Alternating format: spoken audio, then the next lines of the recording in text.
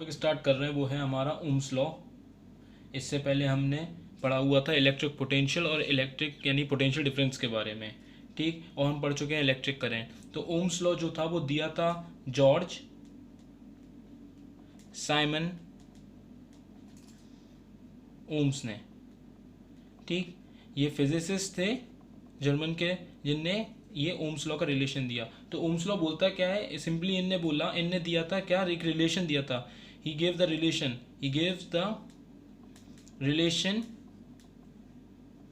Relation between current and potential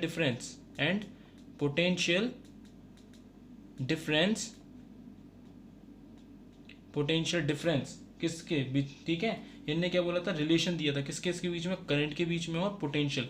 current को हम denote करते हैं आई से और इसको हम डिनोट करते हैं वी से, पोटेंशियल डिफरेंस को। तो इन्हें आई और वी के बीच में एक रिलेशन मेंटेन बताया, जो कि जिसको हमने बोला ओम्स लॉ, तो अगर हम डेफिनेशन के अकॉर्डिंग देखें तो what is the Ohm's law, तो ओम्स लॉ को डिफाइन कर सकते हैं at constant temperature the current flowing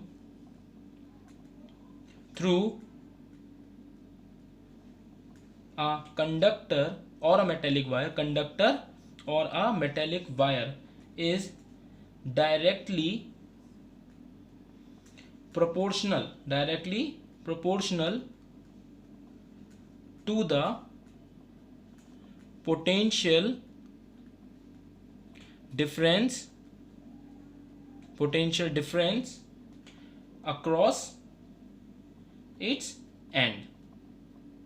यानी कि इन्होंने क्या बोला, अगर हम एक कांस्टेंट टेम्परेचर पे देखें तो जो करंट फ्लो होता है किसी कंडक्टर में से, किसी मेटेलिक वायर में से, सपोज ये मेरे पास एक कंडक्टर है, ठीक, और इसमें से कोई करंट आई फ्लो होता है, तो उन्होंने बोला और इसका टेम्परेचर क्या है, टेम्परेचर इज कांस्टेंट।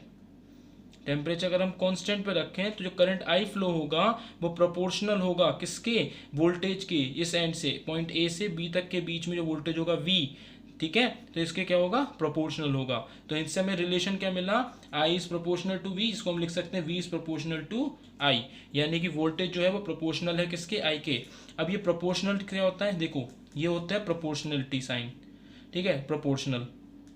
प्रोपोर्शनल का मतलब होता है, अगर दो, एक मैं बोल रहा हूँ ए जो है वो बी के प्रोपोर्शनल है, इसका मतलब ये होता है कि इफ अगर एक जो ए है वो 2 स्टेप्स अगर बढ़ता है आगे, तो बी भी आगे 2 स्टेप्स बढ़ेगा, ठीक है। बी भी आगे 2 स्टेप्स आगे फॉरवर्ड मूव करेगा। और अगर ए बैकवर्ड आता है 2 स्टेप्स, तो बी भी जो होगा वो 2 स्टेप्स बैकवर्ड आएगा, ठीक। ये होता है रिलेशन प्रोपोर्शनलिटी का, ठीक है। तो यानी कि यहाँ से हमें क्लियर हो गया, अगर हम करंट की वैल्यू बढ़ा रहे हैं तो हमें वोल्टेज भी बढ़ेगा, और अगर हमारा करंट कम हो रहा है तो वोल्टेज कम होगा, ठीक। यानी कि दोनों एक दूसरे से क्या चल रहा है, प्रोपोर्शनल चल रहे हैं, प्रोपोर्शनल मूव कर रहे हैं। अब बेसिकली जब हम प्रोपोर्शनलिटी साइन को रिमूव करते हैं तो यहाँ पे हमारा एक प्रोपोर्शनलिटी कांस्टेंट लगता है, प्रोपोर्शनैलिटी कांस्टेंट, ठीक। ये प्रोपोर्शनलिटी कांस्टेंट जो है वो एक मटेरियल पे डिपेंडेंट होगा, ठीक। और उसको हमने यहाँ पे नाम दिया कैपिटल आर, ये प्रोपोर्शनलिटी साइन को हमने नाम दिया कैपिटल आर। तो ये हमारा बन गया फॉर्मूला क्या, V is equals to I R. इसी को हम बोलते हैं ओम्स लॉ, ठीक। अब यहाँ पे जो आर है, ये आर कहलाता है हमारा रेजिस्टेंस, ठीक। तो इसको अगर हम देखें तो वी आई को हम ऐसे भी लिख सकते हैं, अगर हम इसके आई करंट के रिस्पेक्ट में लिखें तो I is equals to V upon R. यहाँ से हमें कुछ टर्मिनोलॉजीज मिलेंगी, जैसे कि फर्स्ट जो आई है हमारा, यहाँ से हमें कुछ समझ क्या कि जो आई है हमारा वो प्रोपोर्शनल है किसके, वोल्टेज के, और जो आई है वो हमारा इन्वर्सली प्रोपोर्शनल है रेजिस्टेंस के। आई जो है वो हमारा प्रोपोर्शनल है वोल्टेज के और इन्वर्सली प्रोपोर्शनल है रेजिस्टेंस के। तो अगर हम देखें तो हमें यहाँ से 2 पॉइंट्स मिलते हैं। फर्स्ट पॉइंट क्या मिलता है कि अगर if potential difference across the end of conductor is doubled double, ये इंपॉर्टेंट पॉइंट्स हैं, ये इंपॉर्टेंट है ये। If potential difference across the end of conductor is double, then the current flowing through it also gets doubled। ठीक, क्या कह रहा है वो, अगर पोटेंशियल डिफरेंस कंडक्टर का डबल हो जाए, क्या हो जाए, डबल हो जाए, तो करंट भी हमारा क्या हो जाएगा, डबल हो जाएगा। अगर मैं पोटेंशियल डिफरेंस यानी कि वी को 2 कर दूं तो करंट भी हमारा कितना हो जाएगा, 2 एम्पियर। अगर 2 वोल्ट है तो ये भी हमारा हो जाएगा 2 एम्पियर। इस जगह से अगर हम देखें, अगर हमारा वोल्टेज 5 है और करंट हमारा इस कितना हो जाएगा, डबल हो जाएगा करंट की वैल्यू भी। ठीक, तो वो भी हमारी क्या हो जाएगी, डबल हो जाएगी। यानी बेसिकली हम जितना पोटेंशियल डिफरेंस बढ़ाएंगे तो हमारा करंट भी कितना हो जाएगा, उतना ही डबल हो जाएगा। सपोज करो जैसे कि यहाँ पे हमारे पास वोल्टेज था 2 और करंट था 5 एम्पियर। ठीक है, इसको हम कर देते हैं 12 वोल्ट्स। ठीक, इसको मैं ट्वाइस कर दूं तो वोल्टेज मैंने 2 गुना बढ़ाया अगर, तो मेरा वोल्टेज हो गया 24 और करंट कितना हो जाएगा मेरा 5 करंट 10 एम्पियर। तो यानी वोल्टेज के साथ करंट भी बढ़ रहा है, डबल हो रहा है। ठीक, नेक्स्ट और हम क्या बोल सकते हैं कि अगर मैं करंट को हाफ कर दूं, इस current is half, then sorry, अगर मैं वोल्टेज को हाफ कर दूं, अगर मैं if the voltage is half then current also gets half. ठीक, अगर करंट की बात करेंगे, अब ये क्यों था ऐसा, क्योंकि हमारा जो करंट था वो प्रोपोर्शनल था वोल्टेज के, या इसको वाइस वर्सा कुछ भी लिख सकते हो, पर लेकिन जो हमारा करंट है वो इन्वर्सली प्रोपोर्शनल है किसके, रेजिस्टेंस के। इसका मतलब क्या है कि अगर मेरी रेजिस्टेंस की वैल्यू बढ़ रही होगी, इंक्रीज हो रही होगी, तो मेरा करंट की जो वैल्यू है वो क्या हो जाएगी, डिक्रीज। ठीक, और अगर मेरा रेजिस्टेंस डिक्रीज हो रहा होगा तो मेरा करंट क्या हो जाएगा, इंक्रीज। ठीक, इसको हम अभी समझते हैं। अब देखो कैसे, सपोज करो एक ये कोई पाथ है। ठीक, इस पाथ पे एथलीट जो है, एक एथलीट है, ये दौड़ रहा है। ठीक, इस टाइम इस पाथ में कोई भी ऑब्स्टिकल नहीं है, तो इसकी स्पीड जो होगी वो हाई होगी और जल्दी इजीली मूव कर जाएगा। पर लेकिन अगर हम उसी जगह बात करें किसकी, कि इसके बीच में एक यहाँ पे ऐसे, इधर, यहाँ बीच में मैंने ऑब्स्टिकल्स लगा दिए। जैसे ही मैं यहाँ पे ऑब्स्टिकल्स लगाऊंगा तो क्या होगा, ये अब यहाँ पे इसकी स्पीड को क्या हो जाएगा, स्लो हो जाएगा, क्योंकि इसको क्या है, टकराने के चांसेस बढ़ जाएंगे इसके। अब मैं इसके ऑब्स्टिकल्स और बढ़ा दूं, तो जैसे जैसे मैं ऑब्स्टिकल्स बढ़ाते जा रहा हूँ वैसे वैसे उसकी स्पीड क्या होती है, कम होती जा रही है। सिमिलरली जो करंट हमारा होता है वो अब किसी कंडक्टर में से मूव करता है। जैसे ये हमारा कंडक्टर है, इस कंडक्टर में से जब भी हमारा करंट मूव करेगा, जब भी हमारा करंट मूव करता है तो क्या होगा, अगर इस मटेरियल के अंदर इसकी रेजिस्टेंस पावर ज़्यादा, यानी इसकी रेजिस्ट करने की पावर, रेजिस्टेंस पावर ज़्यादा है, तो ये क्या करेगा, एक हिंड्रेंस लाएगा। क्या लाएगा, हिंड्रेंस लाएगा किसके, करंट के पाथ में। ठीक है, करंट के पाथ में, यानी कि ऑब्स्टिकल, हिंड्रेंस यानी कि ऑब्स्टिकल। ठीक, ये क्या लाएगा, करंट के पाथ में एक ऑब्स्टिकल लाएगा, हिंड्रेंस लाएगा। ठीक है, जिसकी वजह से करंट की वैल्यू क्या हो जाएगी, कम हो जाएगी। अगर ये बढ़ती है तो, अगर ये इंक्रीज होती है यानी कि नंबर ऑफ ऑब्स्टिकल्स बढ़ रहा है, लेमैन लैंग्वेज में हम बोले तो कि नंबर ऑफ ऑब्स्टिकल्स बढ़ रहे हैं। ठीक, और यहाँ पे तो इसी को बोलते हैं रेजिस्टेंस। ये क्या है, एक मटेरियल की प्रॉपर्टी होती है, मटेरियल की प्रॉपर्टी है, ये लेंथ पे डिपेंड होती है। ठीक, ये उसके एरिया ऑफ क्रॉस सेक्शन पे डिपेंड होगी और ये टेम्परेचर पे डिपेंड होगी। ये कुछ चीज़ें हैं जिन पे ये रेजिस्टेंस डिपेंड करता है। तो रेजिस्टेंस एक जो होता है वो क्या करता है, ये फ्लो ऑफ करंट को अपोज करता है। तो रेजिस्टेंस क्या करता है, resistance oppose the flow of current, flow of current. ये फ्लो ऑफ करंट को क्या करेगा, तो रेजिस्टेंस क्या कर रहा है, अपोज कर रहा है फ्लो ऑफ करंट को। तो हम इसको अगर डेफिनेशन के फॉर्म में अगर हम डिफाइन करें तो, अब डेफिनेशन में, ठीक, अगर हम इसे डिफाइन करें तो हम क्या लिख सकते हैं, it is a property of conductor due to which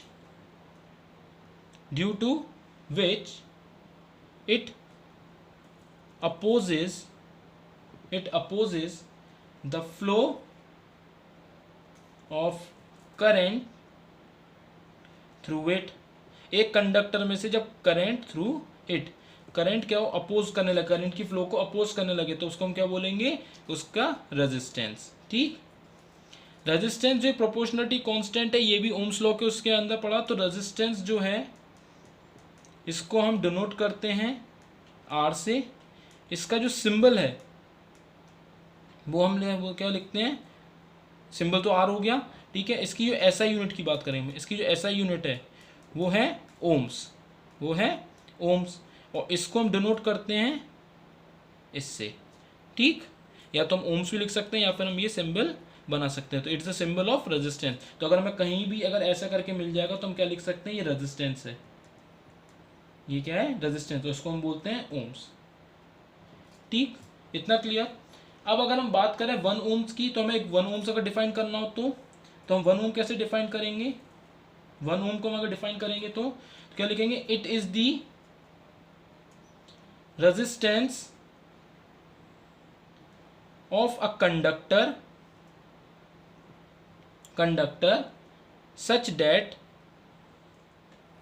when a potential difference PD यानी potential difference of 1 volt is applied to its end a current of 1 ampere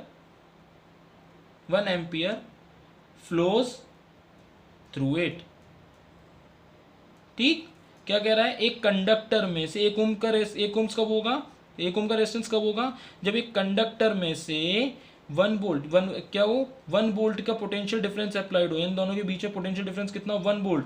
ठीक, और इसका 1 ओम रेजिस्टेंस कब बोलोगे, जब इसमें से 1 एम्पियर, जब पोटेंशियल डिफरेंस कितना हो, 1 वोल्ट, और 1 एम्पियर का करंट पास हो जाए, तो हम यहाँ पे जो इसका रेजिस्टेंस होगा मटेरियल का, वो कितना हो जाएगा, 1 ओम्स। क्लियर। ओम्स लॉ में जॉर्ज साइमन ओम्स ने एक चीज और बताई कि अगर हम ओम्स लॉ को ग्राफिकल फॉर्म में देखें तो हमें वी का रिलेशन मिल सकता है ग्राफिकल फॉर्म में, V relation in graphical form, ठीक। तो इनने क्या बोला कि अगर हम वी के बीच में ग्राफ बनाएं, ठीक, तो वोल्टेज होगा ऊपर और नीचे वोल्ट्स, वोल्टेज लिख देते हैं इसे वोल्ट्स वी, और ये होगा करंट आई।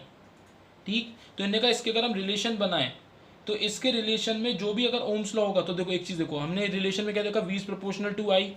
ठीक, अगर सपोज करो मेरा वोल्टेज जो है वो 5 वोल्ट्स है, ठीक है, और करंट मेरा आ रहा था 2 एम्पियर, तो अब मेरा वोल्टेज नेक्स्ट आया वो आया 10 वोल्ट्स, करंट आया मेरा 4 एम्पियर, ये आया मेरा 15 वोल्ट्स, करंट आया मेरा 6 एम्पियर, अब मेरा आया 20 वोल्ट्स और करंट आया मेरा 8 एम्पियर।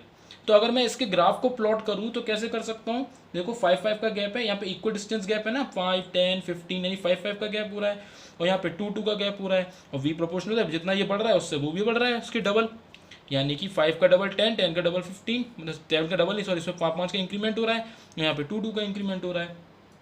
ठीक, तो यहाँ पे ये कितना होगा, 5, ये 10, 15, ये 20, और ये वाला हमारा 2, 4, 6, 8।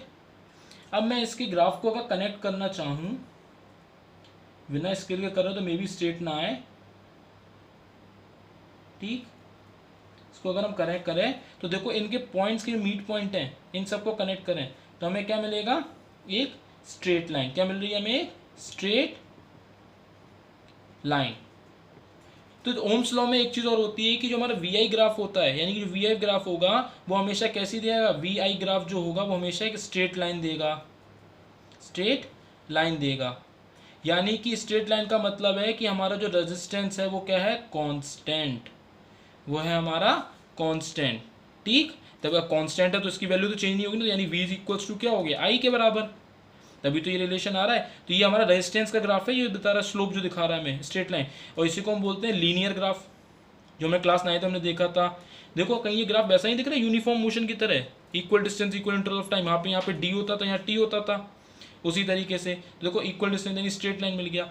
अब जब भी, तो ओम्स लॉ ने क्या बोला कि जब भी हमें वी आई का ग्राफ एक स्ट्रेट लाइन दिखेगा तो हम बोलेंगे वो मटीरियल या फिर वो कंडक्टर, या मटीरियल या फिर वो कंडक्टर जो है वो ओम्स लॉ को फॉलो करता है, वो ओम्स लॉ को फॉलो करता है। ठीक, अगर हमें जब भी ग्राफ कैसा मिलेगा, स्ट्रेट लाइन, जब भी हमें कैसा मिलेगा, straight line, V I graph हमें कैसा मिलेगा, straight line, that means it follows the Ohm's law. तो यानी कि हम फाइंड कर सकते हैं कि ओम्स लॉ फॉलो कंडक्टर कर रहा है कि नहीं। अगर मुझे ग्राफ ऐसा मिलता है कर्व में, किसी भी कर्व में मिले, तो मैं क्या बोलूँगा, it do not follow the Ohm's law. ठीक, ओम्स लॉ। तो ये तो हो गया V I relation graphical form में। ठीक, इसी के अंदर एक चीज़ और आती है कि कंडक्टर को हम ओमिक और नॉन ओमिक बोलते हैं। तो अगर हम टॉपिक देखें तो ohmic and non ohmic conductor, ohmic and non ohmic conductor. ठीक, तो ओमिक और नॉन ओमिक कंडक्टर क्या होंगे। अगर हम ओमिक की बात करें, ओमिक कंडक्टर, तो क्या बोलेंगे, ओमिक कंडक्टर आर दोज, क्या लिखेंगे, ohmic conductor are those conductor which follows the Ohm's law. क्या होगा, और जो ओम्स लॉ को फॉलो करेंगे, जिनका वी आई ग्राफ कैसा होगा, स्ट्रेट लाइन, तो वो कौन से होंगे, स्ट्रेट लाइन, तो वो कौन से होंगे, हमारे ओमिक। और उसी तरीके से अगर नॉन ओमिक की बात करें तो जस्ट इसका उल्टा, non ohmic conductor are those conductor which do not follow the Ohm's law. और सेकंड, क्या वी आई ग्राफ कैसा होगा, V I graph is non linear, या फिर कर्व होगा वो, या फिर not a straight line, not a straight line. तो वो कैसे हो जाएंगे, हमारे नॉन ओमिक कंडक्टर। ठीक, यानी कि ये ग्राफ अगर ऐसा होगा तो ओमिक कंडक्टर, और इस तरीके से कुछ होगा कर्व में तो हो जाएगा नॉन ओमिक कंडक्टर।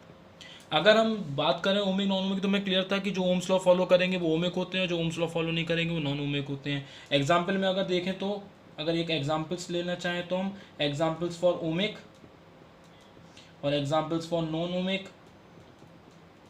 तो देखो, ओमिक कंडक्टर वो थे जिनके V इज इक्वल्स टू आई होता था, यानी कि जिनका R जो होता था वो क्या होता था, कांस्टेंट हो।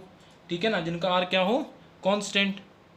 ठीक, तो उनका R कांस्टेंट होने के लिए हमारे पास क्या था, तो यानी कि अगर हम बात करें सिल्वर की, कॉपर की, तो क्या होता था, ये मटेरियल है जो एलिमेंट फॉर्म में है, तो इनके अगर हमने इनका रेजिस्टेंस निकाला तो क्या आ रहा था, कांस्टेंट आता था, क्योंकि ये चेंज होगा नहीं मटेरियल। ठीक है अभी, ठीक। पर अगर नॉन ओमिक में हम देखें, जैसे बल्ब हो गया हमारा, ठीक है, बल्ब का फिलामेंट की बात करेंगे, बल्ब का फिलामेंट, ठीक, तो इसका रेजिस्टेंस, ठीक है, जैसे कि हमारे पास डायोड हो गए, ये सारी चीज़ें। तो एक एग्जाम्पल है बेसिकली। तो अगर हम सिल्वर कॉपर का एलिमेंट ले रहे हैं तो उनका वो ओमिक कंडक्टर्स में आ जाएंगे, और नॉन ओमिक की बात कर रहे हैं तो हमारे पास क्या आ जाएगा, bulb and filament.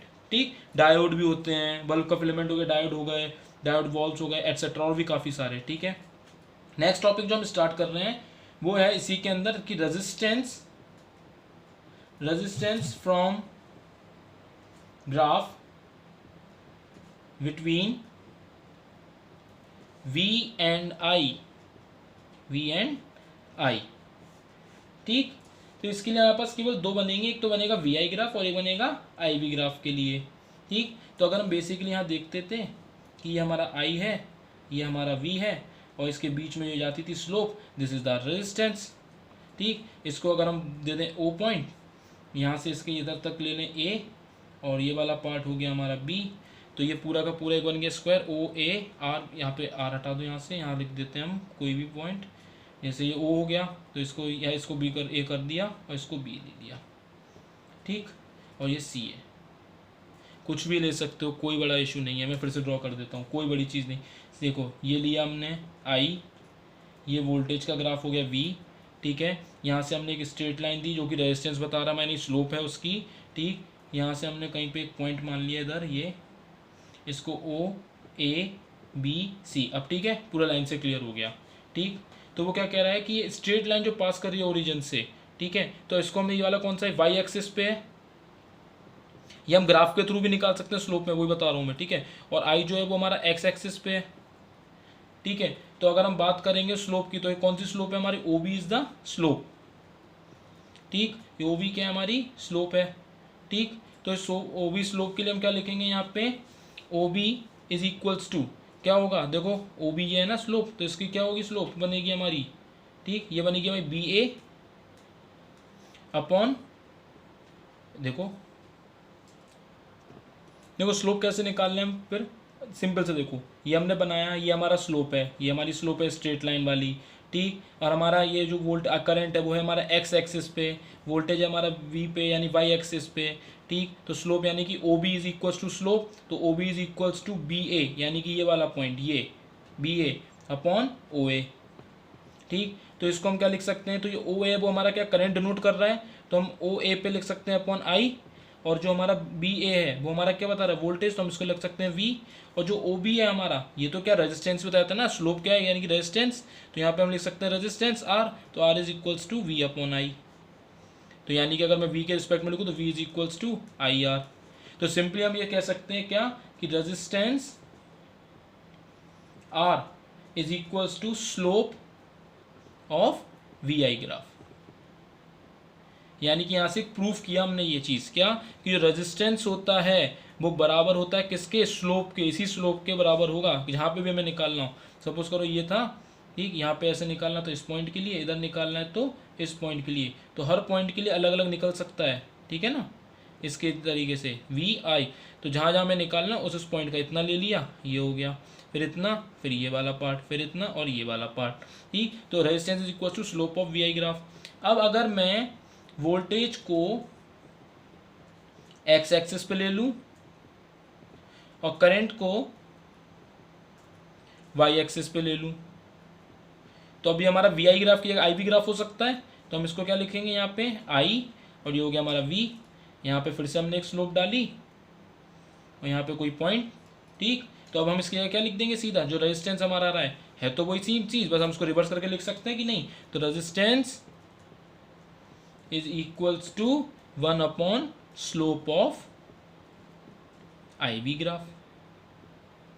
I V graph की जो स्लोप आएगी उसको रिवर्स करके लिख दो तो ये हमारा आ जाएगा रेजिस्टेंस। तो न्यूमेरिकल्स कैसे होंगे इसके, एनसीईआरटी में न्यूमेरिकल्स दिए हुए हैं, वो हमें ऐसे ग्राफ दे देगा वी आई ग्राफ के लिए, तो हमें कहेगा रेजिस्टेंस फाइंड करो, तो हम ऐसे करके पुट करके फाइंड कर लेंगे, ठीक। और अगर वो कहेगा हमें फाइंड करने के लिए क्या कहते हैं कि आई वी ग्राफ के लिए फाइंड करना है, तो हम क्या करें रेजिस्टेंस लिखा रहने देंगे और 1 upon slope of I V graph, यहाँ से यहाँ पे 4 आ गई वैल्यू, यहाँ पे 3, यहाँ 4, यहाँ आ गई 2, तो हम क्या करेंगे आर इज इक्वल्स टू, और यहाँ पे आर की जगह इनकी दोनों की वैल्यूज पुट कर देंगे slope of I V graph के लिए।